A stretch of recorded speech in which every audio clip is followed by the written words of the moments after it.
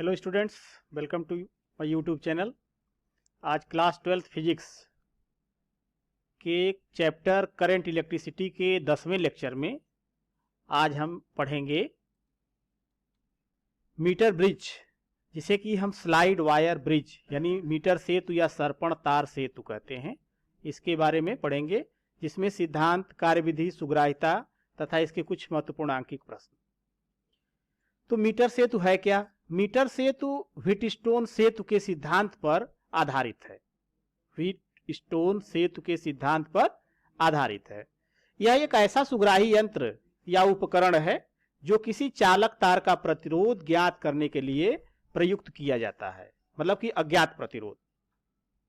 इसका सामान्य नाम सर्पण तार सेतु है, स्लाइड वायर ब्रिज। किंतु इस उपकरण में 1 मीटर तार का प्रयोग किया जाता है और यह व्हीटस्टोन सेतु के सिद्धांत पर कार्य करता है, इसलिए इसे प्रायः मीटर सेतु कहा जाता है, मीटर ब्रिज कहा जाता है। मीटर सेतु या सर्पण तार सेतु में होता क्या है? इसमें जो है एक लकड़ी का वुडन रेक्टेंगुलर ब्लॉक होता है और इस पर एक आई शेप का तथा 2 एल शेप की जो है कापर की पत्तियां होती हैं। अब इसके निचले सिरे पर ए और सी के बीच में 1 मीटर लंबा तार होता है, जो तार मैंगनीज या कांस्टेंटन का होता है, यानी यह मिश्र धातु का होता है। ए और सी सिरे में एक सेल, एक रिहास्टेट और कुंजी लगा देते हैं। अब यह जो पहला गैप है, पहले गैप में एक प्रतिरोध बॉक्स तथा दूसरे गैप में वह अज्ञात प्रतिरोध जिसे ज्ञात करना होता है लगा देते हैं। फिर इस आई शेप की पत्ती, ये जो बीच में है, यह पॉइंट होता है डी। इस डी से एक गैल्वानोमीटर को कनेक्ट करते हैं और गैल्वानोमीटर के दूसरे टर्मिनल को एक जॉकी से कनेक्ट करते हैं और वह जॉकी जो है तार पर ए सिरे से लेकर के और सी सिरे तक स्लाइड करने के काम आती है। ए और सी के बीच में तार की लंबाई पढ़नी होती है, इसलिए इसमें जो है 1 मीटर स्केल भी होता है। यह मीटर स्केल जो कि 0 से लेकर के और 100 तक जो है ये बना होता है। यह जॉकी जो है तार को जहां पर टच करती है, यह पॉइंट होता है बी। जब जॉकी जो है यहां पर इसको टच करती है तो उस स्थिति में क्या हो गया, यह लंबाई 2 भागों में बट जाती है। यह लंबाई हो गई L और यह लंबाई हो गई 100 - L। तो यहां पर संतुलन की स्थिति देखी जाती है। तो ऐसे स्थिति में, यानी अगर ये 2 भाग में जब बट गया तो यह जो A और B के बीच तार की लंबाई है, इस तार का कुछ प्रतिरोध होगा, यह प्रतिरोध P होता है। और B से C के बीच में जो तार की लंबाई 100 - L है, इसका प्रतिरोध Q होता है। तो इस तरह से आप देख रहे हैं कि AB के बीच में P, BC के बीच में Q, AD के बीच में R और DC के बीच में S तथा B और D के बीच में गैल्वानोमीटर और A और C के बीच जो है सेल और धारा नियंत्रक तथा कुंजी लगा दी गई। तो इस तरह से यह टोटली व्हीटस्टोन ब्रिज के सिद्धांत पर कार्य करता है। संरचना क्या होता है इसमें? मीटर सेतु लकड़ी के बोर्ड पर बना होता है, जिस पर एक आई आकार तथा 2 एल आकार की तांबे की पत्ती लगी होती हैं। 1 मीटर लंबा मैंगनीज या कांस्टेंटन का तार मीटर स्केल के सहारे कसा हुआ होता है। तांबे की पत्तियों में संबंधक पेंच लगे होते हैं, जिसकी सहायता से तार इत्यादि को जोड़ा जाता है। पहले गैप में प्रतिरोध बॉक्स, दूसरे गैप में अज्ञात चालक, अर्थात वह प्रतिरोध जिसको ज्ञात करना होता है या चालक तार का प्रतिरोध ज्ञात करना होता है या जिसका विशिष्ट प्रतिरोध ज्ञात करना होता है, उस चालक को दूसरे गैप में लगा देते हैं, अर्थात S की जगह पर। तार AC के सिरे पर एक सेल, धारा नियंत्रक तथा कुंजी जुड़ी होती है। बिंदु D से एक धारामापी G से जुड़ा होता है, जिसके दूसरे सिरे से एक सर्पी कुंजी सर्पी कुंजी इसलिए कहते हैं क्योंकि यह एक सिरे से दूसरे सिरे पर सरकाया जाता है तार के ऊपर, इसीलिए इसे सर्पी कुंजी या जॉकी कहते हैं। यह जुड़ी होती है जो तार एसी पर स्पर्श कराकर शून्य विक्षेप की स्थिति ज्ञात करते हैं। तो यह इसकी कार्यविधि से तात्पर्य कैसे कार्य करता है, अर्थात इसकी सहायता से जो प्रतिरोध है उस प्रतिरोध को कैसे ज्ञात किया जाता है। तो जब परिपथ को पूरा कर लेते हैं तो जिस तार का प्रतिरोध ज्ञात करना होता है उसे दूसरे गैप में जोड़ देते हैं, अर्थात एस की जगह पर। अब प्रतिरोध बॉक्स आर से कुछ प्रतिरोध निकाल लेते हैं और सर्पी कुंजी को तार एसी पर सरकाकर धारामापी में शून्य विक्षेप की स्थिति प्राप्त करते हैं। यानी जो तार एसी है ए सिरे से सी सिरे की तरफ सरकाते जाते हैं और गैल्वानोमीटर में डिफ्लेक्शन को देखते जाते हैं। तो जब शून्य विक्षेप की स्थिति होती है उस स्थिति में इसे वहां पर रोक लेते हैं। प्रारंभ में क्या करते हैं कि प्रारंभ में गैल्वानोमीटर में कोई नुकसान न हो इसलिए उसके ऊपर एक शंट वायर लगा देते हैं और जब ये शून्य विक्षेप की स्थिति प्राप्त होने को होती है या हो जाती है उस स्थिति में एग्जैक्ट फाइंड करने के लिए हम उस शंट वायर को उसमें से निकाल लेते हैं। इस समय सर्पी कुंजी तार एसी को दो भागों में ए बी तथा बी सी में बांट देती है और यह बैलेंस कंडीशन में होता है। तो यह व्हीटस्टोन सेतु संतुलित अवस्था में है और जब संतुलित अवस्था में होता है तो आपको पता है कि P/Q बराबर R/S होता है। अब मान लेते हैं कि जो AB लंबाई थी वह L सेंटीमीटर है और जो BC है वह कितनी हो जाएगी, पूरे तार की लंबाई 100 है।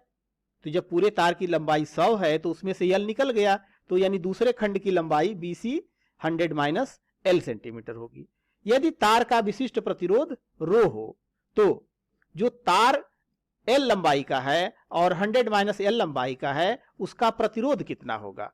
तो तार AB का प्रतिरोध P बराबर रो L/A और BC का प्रतिरोध Q बराबर रो 100 माइनस L/A होता है। अब P/Q निकालेंगे अनुपात, तो P/Q बराबर ये डिवाइड कर लीजिए, तो रो L/A अपान रो 100 माइनस L/A, रो से रो कट जाएगा, A से A कट जाएगा, ये बच जाएगा P/Q बराबर L/100 माइनस L। समीकरण नंबर 2।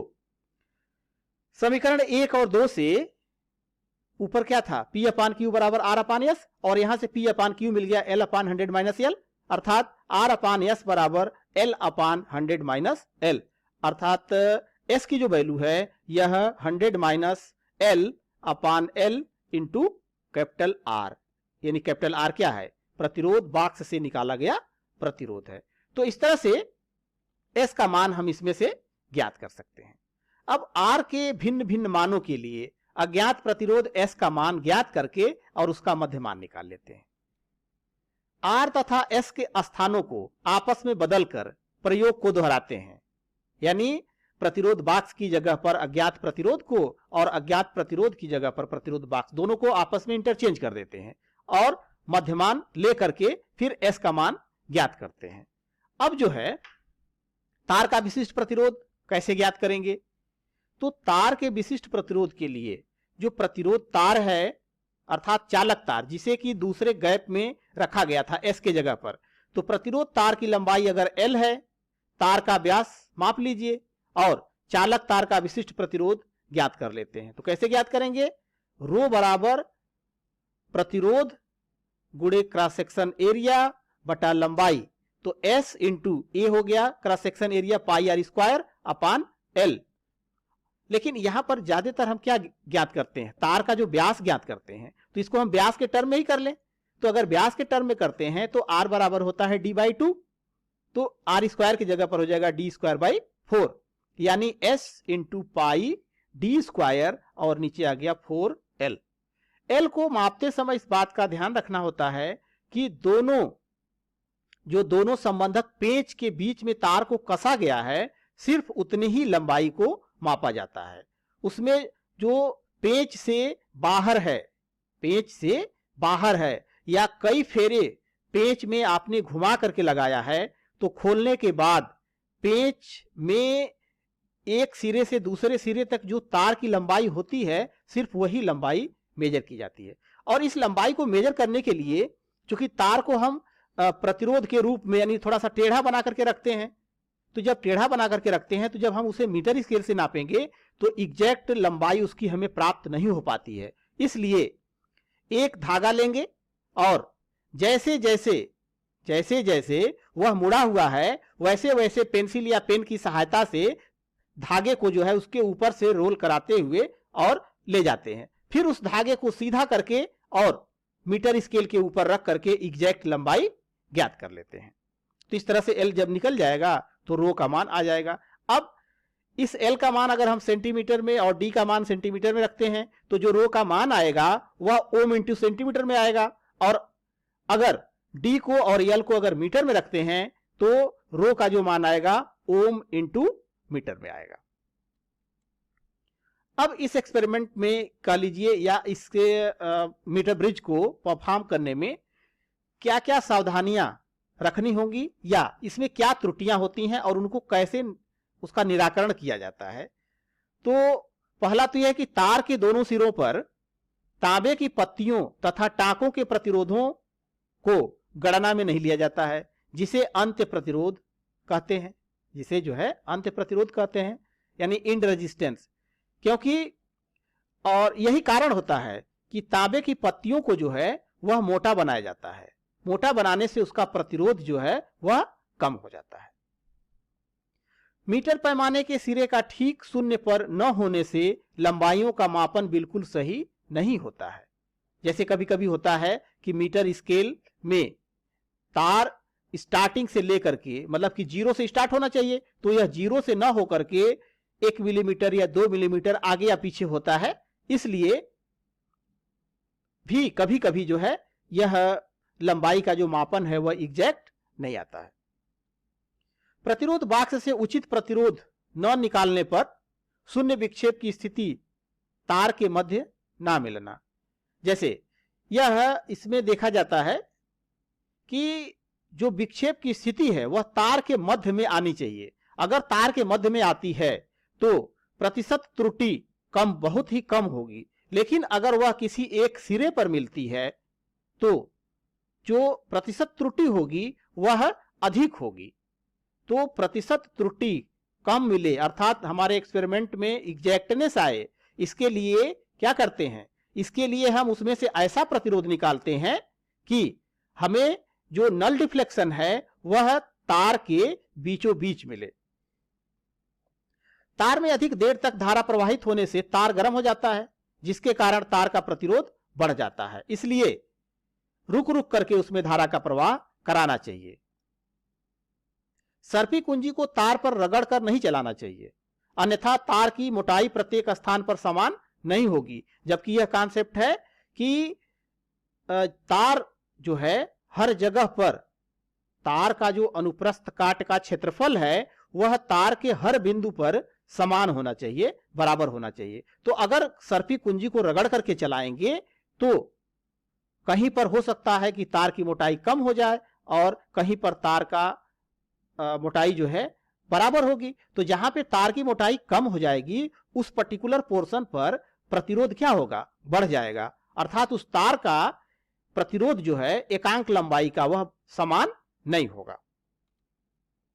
प्रारंभ में धारा मापी के साथ शंट का प्रयोग करना चाहिए, इसलिए कि धारा का प्रवाह तेजी से होता है और इसकी वजह से जो गैल्वानोमीटर की डिफ्लेक्शन की जो सुई है वह सुई टूट सकती है, इसलिए शंट का प्रयोग किया जाता है। शंट जो है यह एक मोटा तार होता है जो कि हम सिंपली जो है लैब में जो कॉपर वायर होता है उस कॉपर वायर को ही एक छोटा टुकड़ा लिया और दोनों गैल्वानोमीटर के दोनों टर्मिनल के बीच में लगा देते हैं। अब जब ये लगा देते हैं तो धारा का अधिकतर हिस्सा जो है उससे पार कर जाता है, इसलिए गैल्वानोमीटर के अंदर से जो धारा का प्रवाह होता है वो कम होता है, जिसकी वजह से जो है सुई के टूटने का खतरा कम हो जाता है। अब जो है कुछ न्यूमेरिकल क्वेश्चंस हैं। दिए गए परिपथ में अज्ञात प्रतिरोध X तथा बैटरी से मिलने वाली धारा की गणना कीजिए जब धारा मापी में कोई धारा नहीं है। तार AB के प्रति एकांक लंबाई का प्रतिरोध 0.01 ओम पर सेंटीमीटर है। अब जो है ये फिगर है, इसमें आप देख रहे हैं कि इस गैल्वानोमीटर को यहां पे टच कराया गया। यह जो है जॉकी यहां पे टच कराई जाती है, तो इसलिए हम ज्यादातर इसको जो है J पॉइंट ले लेते हैं। अब A से J की जो दूरी है वह 60 सेंटीमीटर है, पूरे तार की लंबाई 100 सेंटीमीटर है। यह प्रतिरोध X ओम है, जो कि यह कौन सी स्पेस है, R है, कैपिटल R की जगह होती है, और यह S की जगह होती है।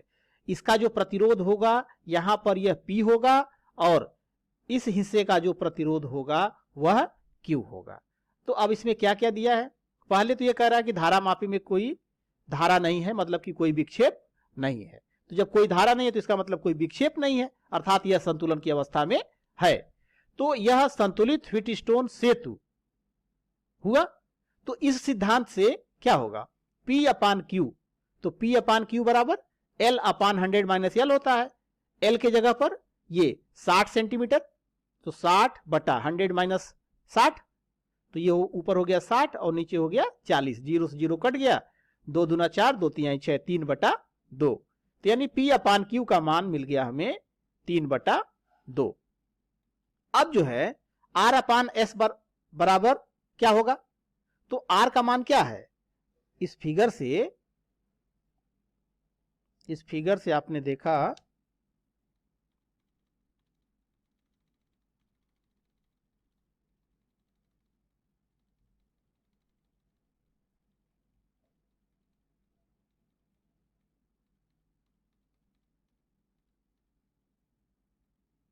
इस फिगर में जो है यह R के जगह पर X है और S के जगह पर 4 है। तो इस तरह से R अपान S की वैल्यू हो जाएगी X अपान 4। R अपान S की वैल्यू हो गई X अपान 4। अब P अपान Q बराबर R अपान S होता है, तो R अपान S की जगह पर हो गया X अपान 4 और P अपान Q मिला 3 अपान 2। तो अब इस तरह से X इंटू 2, या इससे 2 से इसको काट दीजिए, तो 2 दूना 4, 2 और 2 तिहाई 6, तो X बराबर हो गया 6 ओम। अर्थात जो X अननोन लगाया गया है उसकी वैल्यू जो है 6 ओम होगी। अब P का मान कितना होगा, 60 सेंटीमीटर है लंबाई उसकी, और 0.01 ओम पर सेंटीमीटर दिया गया है उसका प्रतिरोध, यानी 1 सेंटीमीटर का 0.01 है, तो 60 सेंटीमीटर का 60 से गुणा कर देंगे तो ये आ जाएगा 0.6 ओम।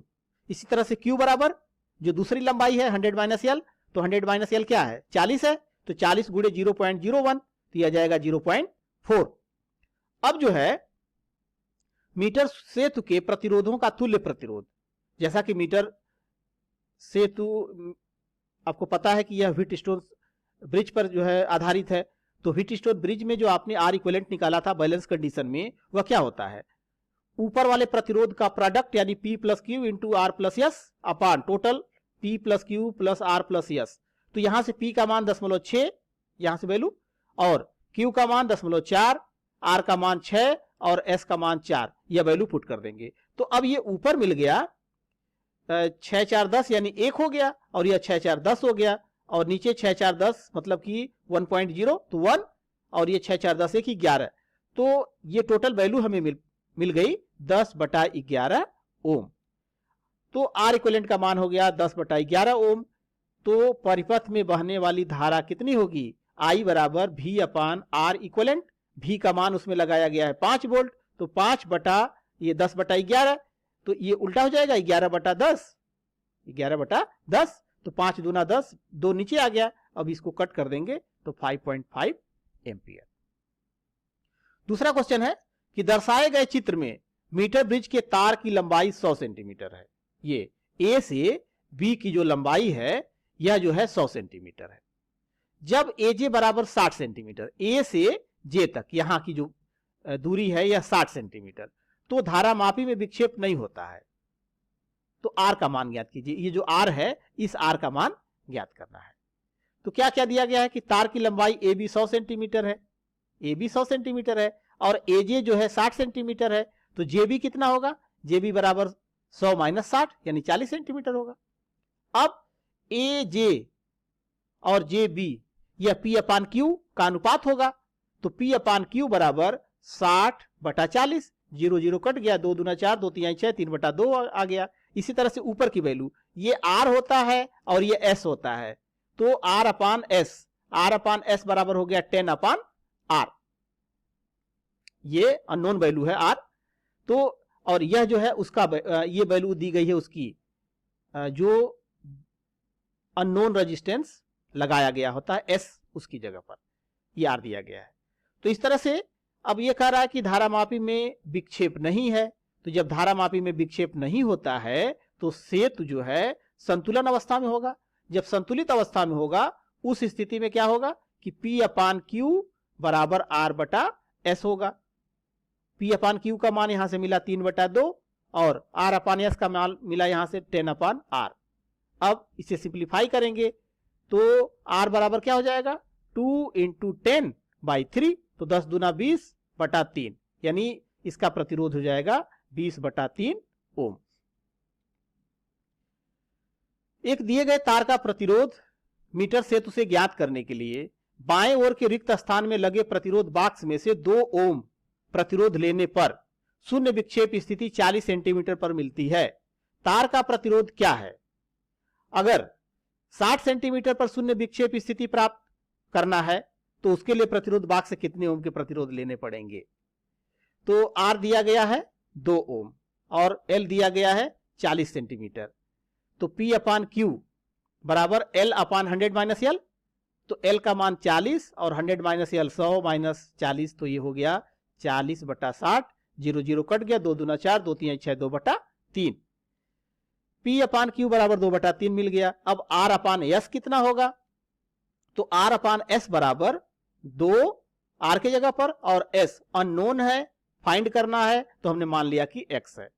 यह जब संतुलन की स्थिति में है तो P अपान क्यू बराबर R अपान S होगा, तो P अपान क्यू बराबर R अपान S से P अपान क्यू की जगह पर 2/3, R अपान S की जगह पर 2/x, ये हो गया। अब ये 2 से 2 कट गया तो X बराबर 3 ओम, तो पहली स्थिति में हो गया 3 ओम। अब जब 40 सेंटीमीटर की जगह पर पहली लंबाई जो है 60 सेंटीमीटर लेंगे तो R का मान क्या होना चाहिए? तो P अपान क्यू या L अपान 100 माइनस एल यानी 60/100 माइनस 60 होगा, तो 60/40, 3/2 आ जाएगा। P अपान क्यू का मान यहां पर मिला 3/2 और R अपान S बराबर R/3 दिया गया है। तो इस तरह से P अपान क्यू बराबर R अपान S, तो 3/2 बराबर R/3, तो ये हो गया 3 3 9, 2R, 2R बराबर 9, यानी R बराबर 3 × 3/2, तो 9/2 यानी 4.5 ओम। तो अब इस दूसरी स्थिति में जो R का मान होगा वह 4.5 ओम निकालना होगा। जब मीटर सेतु के रिक्त स्थानों में दो प्रतिरोध R1 व R2 is greater than R1, यानी R2 का मान जो है R1 से बड़ा है, जोड़े जाते हैं तो संतुलन बिंदु शून्य सिरे से 1/3 मीटर दूर प्राप्त होता है, 1/3। जब छोटे प्रतिरोध के श्रेणी क्रम में 6 ओम प्रतिरोध जोड़ दिया जाता है तो संतुलन बिंदु शून्य सिरे से 2/3 मीटर दूर प्राप्त होता है। R1 व R2 का मान ज्ञात कीजिए। तो देखिए ये फिगर हो गया, यह लंबाई है L लंबाई के लिए तो पहला जो है 1/3 है, तो हमने L ले लिया है, तो ये L/3 हो गया। अब ये दूसरा पार्ट हो जाएगा, पहला जो है R1 है प्रतिरोध ये, और दूसरा प्रतिरोध ये R2 है। तो यहां पर P अपान क्यू का मान क्या होगा? P अपान क्यू बराबर L अपान 100 माइनस एल होता है, तो ये लंबाई हो गई L/3 और नीचे की लंबाई हो गई L माइनस L/3, तो 2L/3, L से L कट गया, 3 से 3 कट गया, 1/2, P अपान क्यू का मान मिल गया 1/2। अब जो है R अपान S, R की जगह पर R1, S की जगह पर R2, तो R अपान S बराबर R1 अपान R2, और संतुलन की अवस्था में है तो P अपान क्यू बराबर R अपान S होता है, तो इन दोनों को जब हम इक्वेट करेंगे तो R1 अपान R2 बराबर 1/2 मिल जाएगा।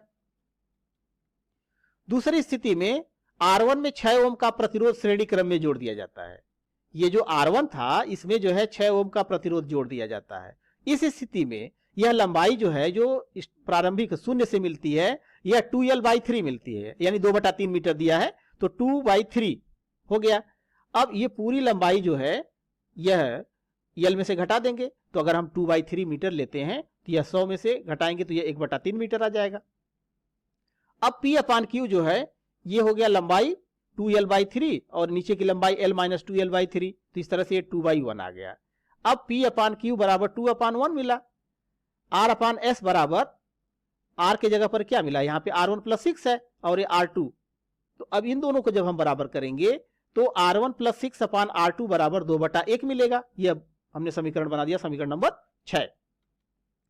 अब समीकरण 6 को 3 से भाग दे दीजिए तो R2 उसमें से कट जाएगा। R1 + 6/R1 बराबर 2 ये R1 का मान हो गया 1/2 ऊपर वाली वैल्यू से, तो ये 2 ऊपर चला जाएगा तो 2 दूना 4, तो R1 + 6 बराबर 4R1, तो 4R1 में से R1 घट जाएगा तो 3R1 बराबर 6, तो R1 बराबर 2 ओम। जब R1 2 ओम मिल गया और R2 बराबर 2R1 है, R2 बराबर 2R1, तो 2 × 2 दैट इज 4 ओम, अर्थात R1 का मान 2 ओम और R2 का मान 4 ओम मिलेगा।